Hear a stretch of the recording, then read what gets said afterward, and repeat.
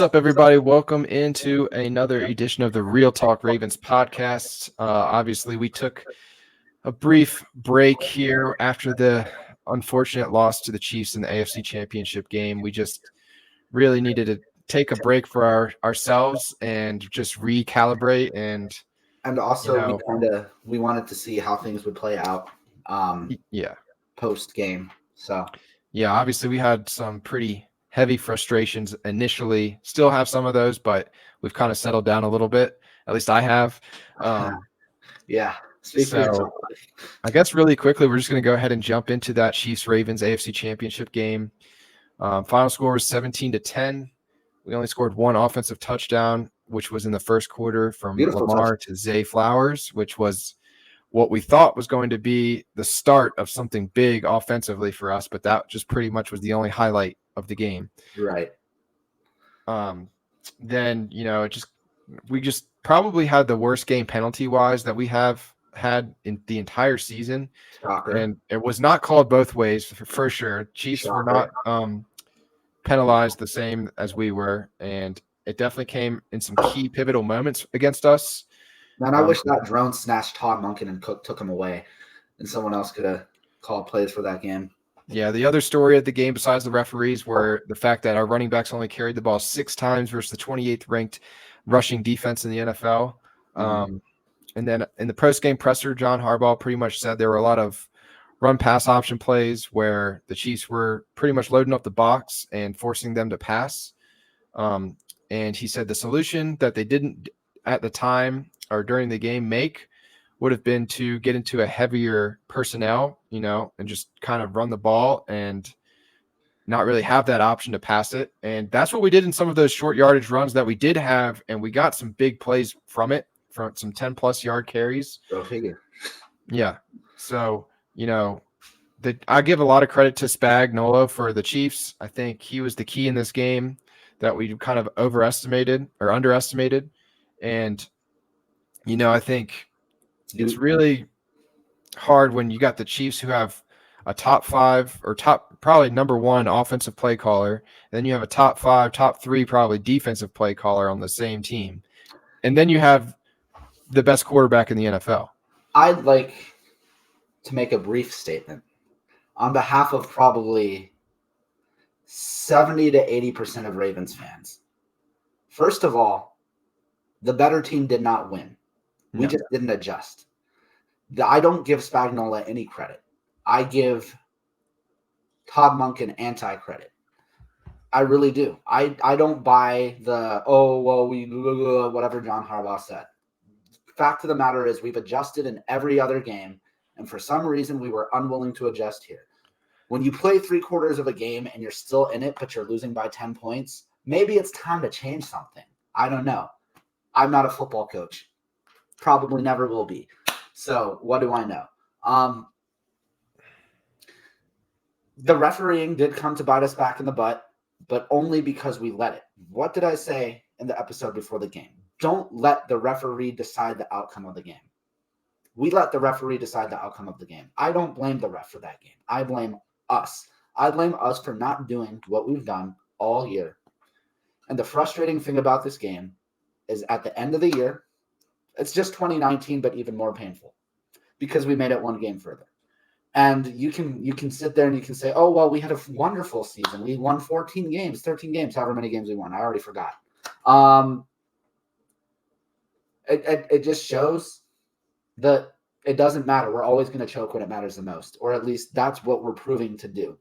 And until I see something otherwise, I'll cheer for the Ravens. I love the Ravens. I do a Ravens podcast. But I have zero expectations. And when it comes to the playoffs, I'm going to pick against them every time because they have proven to me that when the shit hits the fan, they cannot adjust. And our buddy Palmer, has seen this with Lamar Jackson through Louisville when the moment gets too big. And I don't really blame Lamar for this game, but I kind of do because it's very easy to go up to your coach and say, hey, this isn't working at halftime, just like you did last week or the week before against the Texans, and say, we need to do something different. You're the leader. Be freaking vocal about it. At the end of the day, the game is lost. The NFL got their State Farm Super Bowl. We'll see what happens, although I'm pretty sure 95% of NFL fans already know what's going to happen. And that's that. We let this one slip away. I don't want to hear anything about the refs or a rigged game or anything like that, because at the end of the day, we didn't do what we were supposed to do, and that's run the ball down the Chiefs' throat and not give them a chance to even be in the game. Simple as that. John Harbaugh, Todd Monken, that's your fault. Defense played lights out, held them to a shutout the entire second half. And honestly, the only reason that it was 17-7 at halftime was because our offense couldn't do anything and gave the ball right back to them at the end of the first half. Could have only been a 7-point game. Our offense continued to shit the bed. I understand Zay Flowers is a rookie, and he chose the worst time to have his rookie mistakes. I get it. But also, what the hell are you guys doing? And that's all I have to say to that. Yeah, the saddest part is we know without a shadow of a doubt that we were the better team. We had the best roster in the NFL. But I will go back and say I think Spagnuolo showed us something defensively that we hadn't seen all season, and that's unfortunate that no other defensive coordinator tried to do what they did versus us, because I think then we would have had an answer coming into that game if they were to, present what they did. And Lamar, I think, is the one who didn't know how to adjust, but at the same time, the coaches have to be on the sideline telling him, hey, this is what you're getting. Here's how we need to adjust. If it's a run pass option, maybe we should just try to run the ball versus them, because we know even if they have an extra guy in the box, we know they're not that great at run defense, and they're not as good at fitting the run gaps. So I feel like it's kind of both on Lamar and on the coaching staff. Now, I did see something that Lamar's going to be even more involved with the offense this offseason. So he has to be. And then on the other side of that, Lamar missed multiple deep balls where receivers had to step on their guy down the sideline. If he just at least hits one of those, it's a completely different game. Right. So I think that's something going back to this entire season he's struggled with has been his deep ball, unless he's been outside of the pocket and just find somebody wide open running by themselves. But if he's got a guy with a yard or two separation running down the sideline, he's got to be able to hit that guy and give him a chance. Right now, they're not even giving him a chance. He's either throwing it out of bounds or throwing it 2 to 3 yards in front of the receiver. Sorry, go ahead. So, people have come back and shown film from this game. Rashad Bateman on multiple occasions beat the DB. I think it was on their number one corner, Snead, and he somehow, him and Lamar have to figure out a way this offseason to get connected, because Rashad Bateman is too good of a receiver for us to be wasting the talent that he has. Obviously, we have Zay Flowers, and he gives Lamar some easier passes, but Rashad Bateman is a downfield threat, and we are not utilizing him. Do you Ravens fans are going to despise me for saying this, but do you all remember, what was it, 2016 through 19, when the Warriors were on their tear in the NBA and they were unbeatable? We're the Houston Rockets. We can win 50 to 60 games in a season, have a 2 seed, have a 1 seed even, but we're always going to fall apart because we don't know how to win. We can win a normal season game. That's fine. When the stakes aren't there, we can win.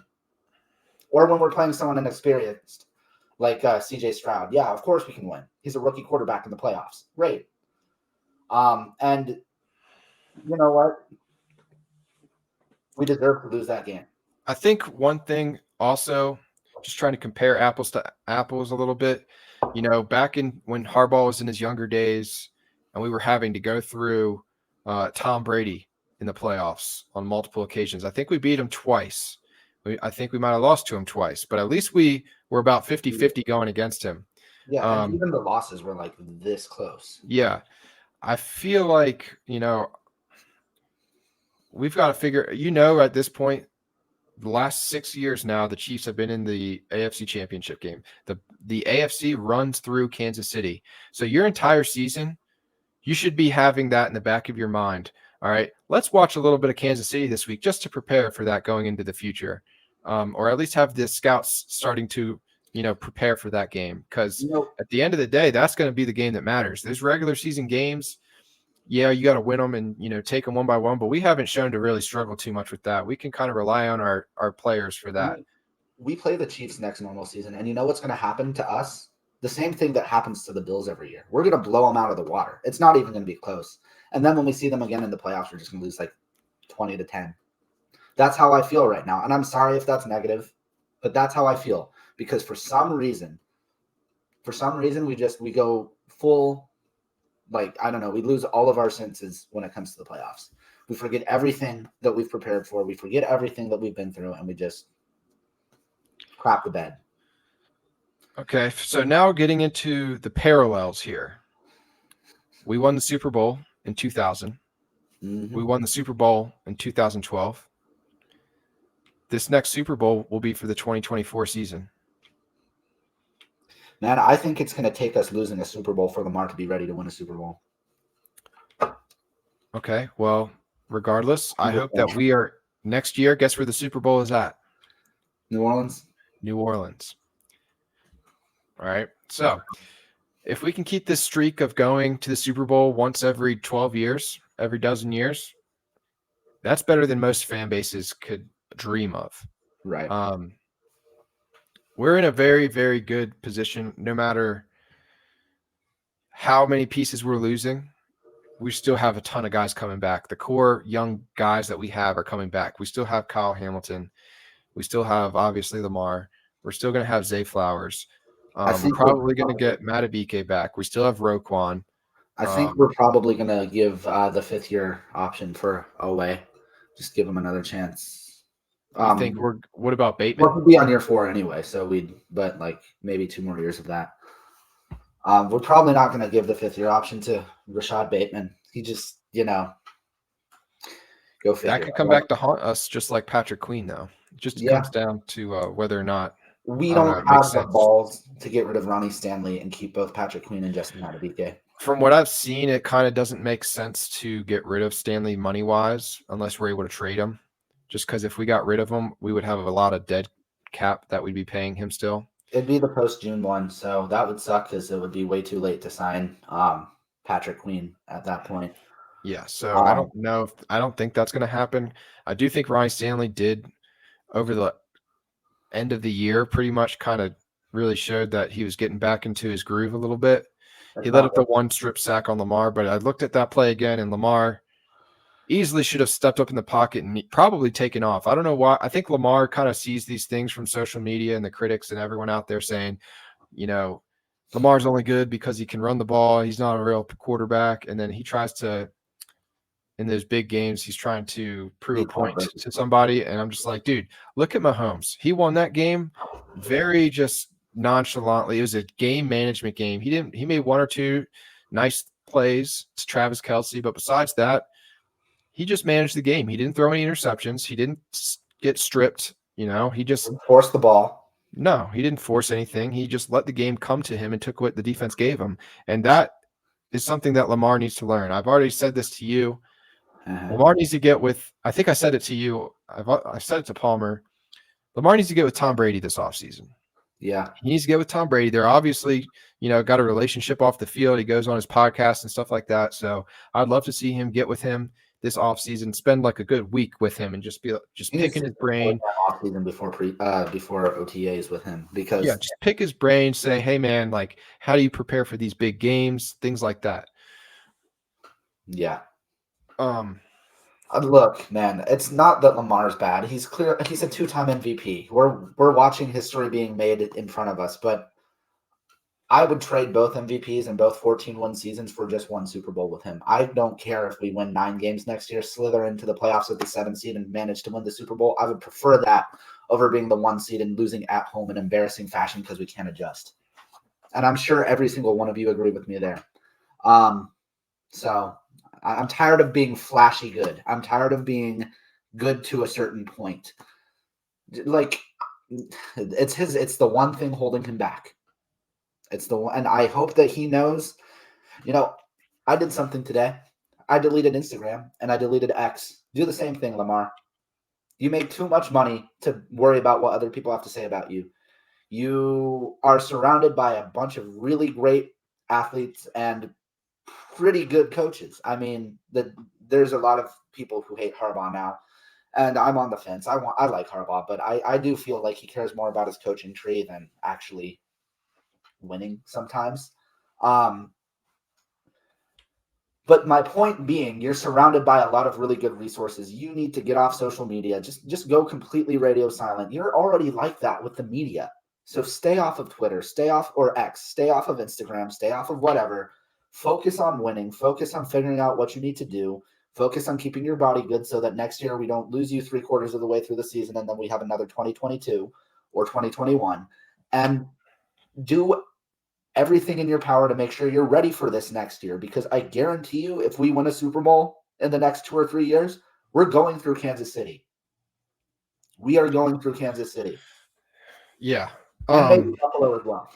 And the other thing, keep in mind this. Every season Lamar has been healthy. He's been healthy 3 years out of his 6 at the end of the season, right? We went to 2 divisional round playoffs. You count the rookie year.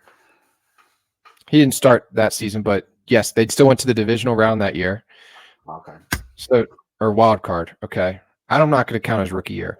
Okay. So since his rookie year, he's been healthy 3 years, has gone to 2 divisional games and an AFC championship. Okay. And let's not forget that 2 of those divisional games were at home, and so was the AFC championship game. Okay. Yeah. It took Peyton Manning, I think, 9 years before he got to the Super Bowl. Lamar is only 27 years old. Mm-hmm. He is only going to get better. This was year 1 of this offensive system where he actually had control of things before the snap. He's going to be that much better next year, and I guarantee you, if he stays healthy next year, we are going to be back in the same position, regardless of us having as good of a team or whatnot. We are going to be back there because of him, and that's why we're paying him $250,000 or whatever it is. Right. So I think that's enough. I think that's enough of harping over the Chiefs Ravens AFC Championship game. All in all, it was definitely a huge disappointment. But if you probably go back to before the season, I don't know how many of us would have, picked us to be the AFC Championship team. Especially not the number 1 seed. We going into the season didn't think we were going to have any sort of pass rush. That turned out to be one of our strengths. So there's going to be a lot of things that we're not expecting that end up happening, hopefully for the better next year. Yeah. But let's get into just now with these coaching changes. So obviously the biggest hit was Mike Macdonald, defense coordinator, has left to go be the head coach for Seattle. Am I the only one who's bitter about that? Yeah. Because I mean, look, do what you got to do. I love everything you did here, and I understand. You look at Ben Johnson 2 years in a row, number 1 head coaching candidate, turned it down because he's got unfinished business. Can't stick around one more year. I also don't think Ben Johnson turned it down as much because of the unfinished business. I think it was more about he didn't want to go to a rebuilding team. Seattle is a pretty above average team this year. I think they're a lot closer to being a good team than Washington is. Yeah. So, with all the respect in the world, I hope the Seahawks never make the playoffs under Mike Macdonald. And I'm not going to go there. I'm going to say, I think I'll probably on the other side of it. I'll probably root for Seattle when they're not playing us just because of Mike Macdonald. I don't know, man. Look, man, you're this close to something and you're going to give up on your team for a little bit of money and an opportunity to coach a team that's worse than the team you're already on. I don't think it's about I get it, but I don't think I'm being a little selfish here, okay? I'm being a little selfish. It's hard no matter what.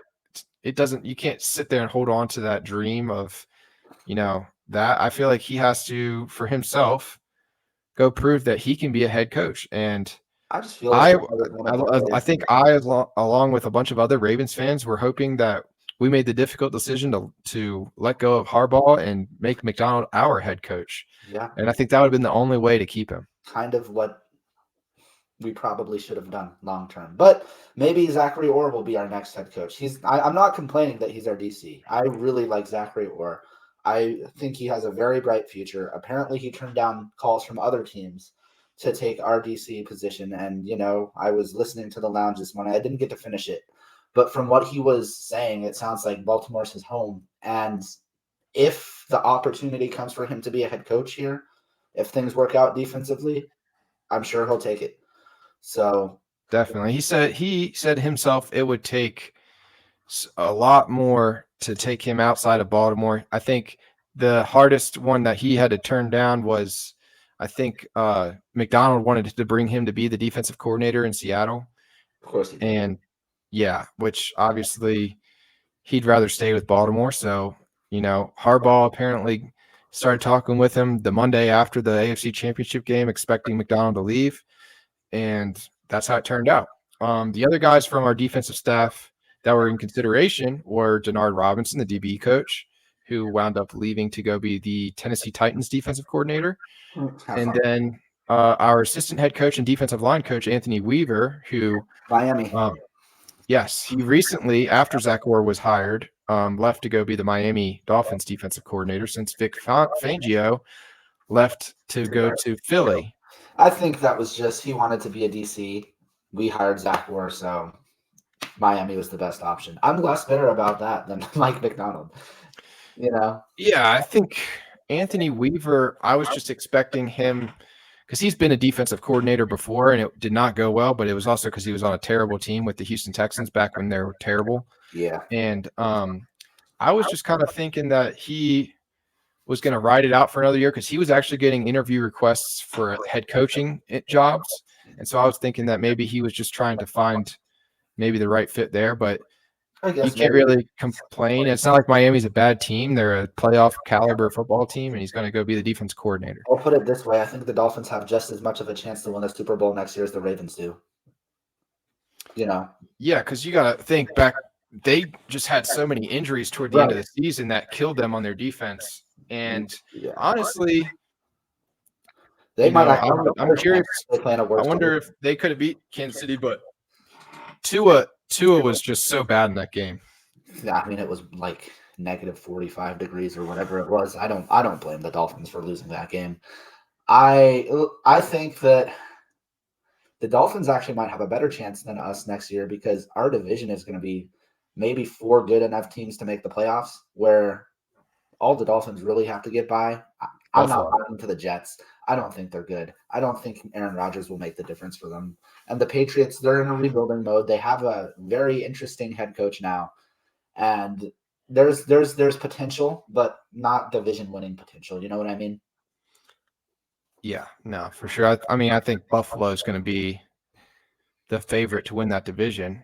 And then Miami will be number 2. Mm-hmm. Going into this year, we'll be the favorite to win the division, and Cincinnati will probably be number 2. Will we be the favorite? Yeah. Will it not be Cleveland? I mean, they are going to have a better quarterback situation, arguably, and they're going to have a bunch of players back. How do they have a better quarterback situation? Not than us, than what they had this at the end of the year. Not than us. I'm just saying they'll have a better quarterback situation than they did right now. They'll get a lot of defensive players back from injury, a lot of O-line back from injury, and I would argue that if they had been healthy all season, they probably could have tied with us in the terms of winning losses. Still would have won the division. They just have a lot of guys coming back from serious injuries. Yeah. So that's their question mark because I just know even with us guys, it seems like guys that come back from a serious injury tend to get hurt again the next year. Yeah. But we'll see. Anyways, like you said, biggest thing for us, Zach Orr, he talks about in his interviews just all about being that violent defense. Organized chaos is something that you love to hear, saying that he wants to make sure that the offense has no idea what they're doing, but the defense knows exactly what they're doing and is just swarming the ball with just violence. And I think that really kind of bled over to the linebacker room and particularly this year. Best position on defense this year. Yeah, by far. And if you allow him to get in front of the entire defense and just take that attitude as a whole entire defense, not just the linebacker room, we could be looking at a really freaking fun defense to watch. And Zach Orr is only 31 years old. Yes, he's now the really youngest young. defensive coordinator in the NFL. He's young enough that if he hadn't gotten hurt, he'd still be playing right now, maybe. So Yes, he'd be in his 11th season. yeah.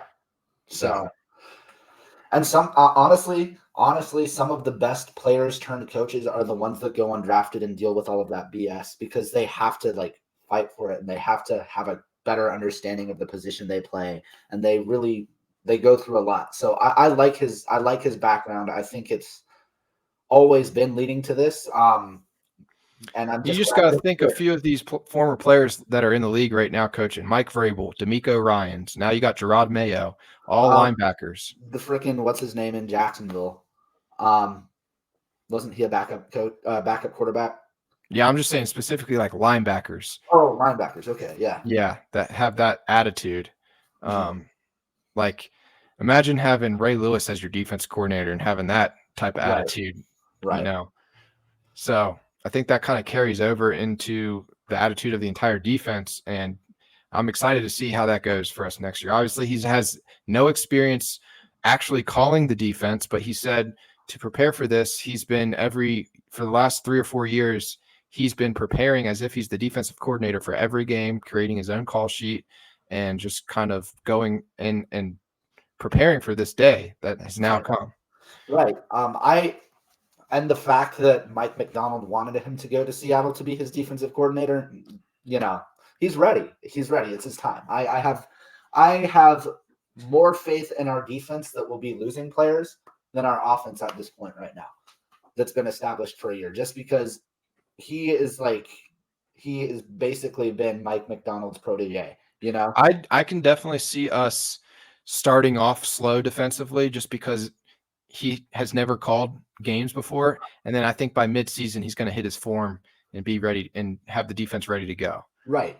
And that's kind of what I mean. And, I can see our offense doing the opposite. I can see our offense starting hot and then sputtering as the season goes on.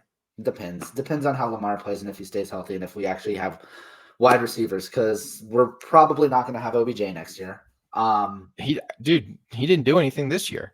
Right, but that's what I'm saying. Like, that's another spot to fill. We'll have Rashad Bateman, we'll have Zay Flowers, we'll have Mark Andrews and Isaiah Likely. Running backs, who knows? We'll definitely have Keaton Mitchell. Justice Hill will be back. Justice Hill will be back. And honestly, maybe we just run with that and like re-sign Dalvin Cook to a 1-year option. I don't want to keep J.K. Dobbins. I think they say Gus Edwards is about a 50-50 chance of staying. But I wouldn't. There's rumors saying we're going to try and get Derrick Henry, but I wouldn't. Not that I want Derrick Henry, but I wouldn't mind another back like him, but maybe younger. I think an important thing at the running back position is being young and seeing maybe there's some guys in the draft. I kind of like that dude in Washington, who's kind of fallen because they have Gibbs now, or not Gibbs. What's his name? They have Robinson. Yeah, they have Robinson. Who was it who was starting last year, but then Robinson took over? Antonio Gibson. Yeah, Antonio Gibson. He's kind of like one of those guys, isn't he? He's a scat back. He's like Justice Hill. Oh, is he really? I thought he was kind of... Robinson's bigger. Robinson's a bigger back. Well, we're not getting their lead back. So yeah. But no, yeah, I think that's going to be an interesting position going into this offseason for sure. See how we attack that. But wide receiver wise, I would really like to see Nelson Aguilar back. I think he was a very underrated piece to our receiving core. Yeah. And then maybe, you draft another receiver and that fills us out. Yeah, maybe. This is a very deep wide receiver class in the draft class this year. So I think if you got a receiver even in the second. I think if we don't keep Aguilar, we need to sign a real veteran of experience. Shows. Like maturity sometimes shows for him. That's what I think. I think Aguilar can be that for him. So they're both from South Florida. Aguilar produces. Well, that's what I'm saying. If we don't keep Aguilar, and not just rely on the draft, because Rashad Bateman's not like a leader. Yeah, it's not that he doesn't have the personality type to be a leader. He doesn't have the experience to be a leader. Also, it's going to be pretty important to figure out O-line because we have a center, and that's about it. That's set in stone. Maybe Ronnie Stanley. Morgan Moses is up in the air. Both guards are up in the air. Moses will be back. Will he? I thought he was he still had another year, but Zeitler's gone. Okay, I know Zeitler's a free agent. Zeitler, I think, could take a team friendly. I don't want John Simpson. I think Voorhees yeah, will probably take that. I'm excited to see about him. Um, Well, hey, let's get into this yeah, more in our we have episodes coming up. yes, we're gonna do an offensive review episode next week, and then after that, the following week we'll do a defensive review. But let's move on here. We just finished up coaches, the coaching changes. Where do we want to go next? Super Bowl.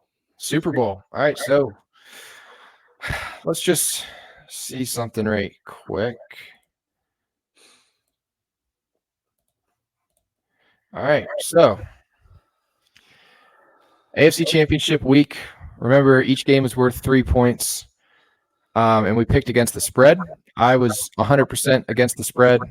Yep. I picked the Chiefs to cover and the Lions to cover. Mike picked the Ravens and the Lions to cover. We both got the Lions, and he got the Chiefs. Yep, and that pushed me ahead of Mike in the overall standings by 2 points here. But there's still time. There's plenty. We're going to have plenty of picks this week. We're doing it weird this week. There are 4 different picks that we're making, and they all equal out a different amount of points. Why? Because we're extra. We're a little bougie. So, roll with it. Yeah, so Mike, I'm going to let you go ahead and present what we will be picking this week and how much each pick is worth. Okay, so first and foremost, we're doing the game pick that is going to be worth 4 points. 4 points because we've been going up in points every week. The next pick we're going to do is Super Bowl MVP. Or no, sorry, is the score. Whoever gets the closest score, that'll be 1 point. Then we're doing Super Bowl MVP. That'll be worth 2 points if you get it right. And then we're doing a fun little prop bet. The color of the Gatorade poured on the winning coach. And whoever gets that right gets 3 points. So why don't we just go pick by pick? Okay. 4 picks. I'll let you go first, Tyler. So just to set the stage here, the 49ers are favored by 2 points. So it's pretty much an even spread. That's why we didn't want to do the spread this week. Yep. As much as I want the 49ers to win, I think the stage has been pretty much determined this whole year with, things that are out of any of the players' control. It's completely in the hands of the referees and Roger Goodell and the big pharmacy companies and pharmacy, big insurance, big insurance, big COVID music. vaccine, Taylor Swift. I think the Chiefs are going to win. I think the score is going to be 31-20. Okay. I'll say this. In real life, yes, I think the Chiefs are going to win for the same exact reasons. But to make this a little more interesting, I've convinced myself of how the 49ers are going to win. The 49ers don't give a F about the script, about whatever the NFL wants. Kyle Shanahan wants to win a Super Bowl, and he doesn't care if that little team that has the nation's following behind them is there or not. He doesn't. They are the second best team in the NFL. And the difference between them and the Baltimore Ravens, who are the better team, is they've been here before. Pretty much, they are the NFC equivalent of the Chiefs. They just haven't won the Super Bowl. They have been in AFC championship games like 4 out of the last 5 years. They've been to a Super Bowl against the Chiefs. They've been here. They've been on this stage. And the Chiefs, and the 49ers are actually going to run the ball on the Chiefs. It doesn't matter what looks they give them. Christian McCaffrey is going to tear them a new you-know-what. And that is why I think the 49ers are going to win 38-17. Wow. And it won't even be close because they, like the rest of the NFL, are tired of seeing this team here, and they are just going to lay it on them, and they're going to put their foot on their throat, and even when they're dead, they're going to keep holding it there. And I hope they do. And I hope I'm right. Although all right, well, do you want to go ahead and give your MVP pick then? Sure. I think the Super Bowl MVP is going to be Fred Warner, and he's going to get that by getting 1 strip sack and 1 fumble 6. Wow. Defensive MVP. I like it. Mm-hmm. Sticking with my pick of the Chiefs winning, I'm going to just go with the nice, easy pick of Patrick Mahomes winning the MVP again, yet again. All right, you go do your Gatorade color. My Gatorade color will be blue. Blue? Blue. So I think that whatever team wins is going to troll Ravens fans because the whole Super Bowl logo thing. And they're going to go with purple. Just to spite us, especially if it's the Chiefs who win.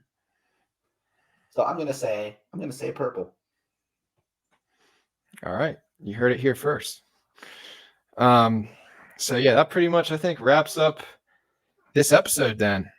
Yep. We will be constantly doing episodes again. We just needed to take a little mental break and collect ourselves. Tyler did it better than me. There is going to be a lot of fire this offseason from the Ravens players and from coaching, and it's going to be a spectacle. And I guess only time will tell whether it was all talk like it was this year, or if it'll actually mean something. Yeah.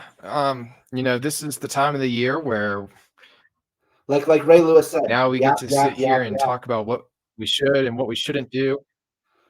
But I think one thing's for certain is that we can place a lot of trust in Eric DeCosta. That's one thing I don't think any Ravens fan is going to argue over.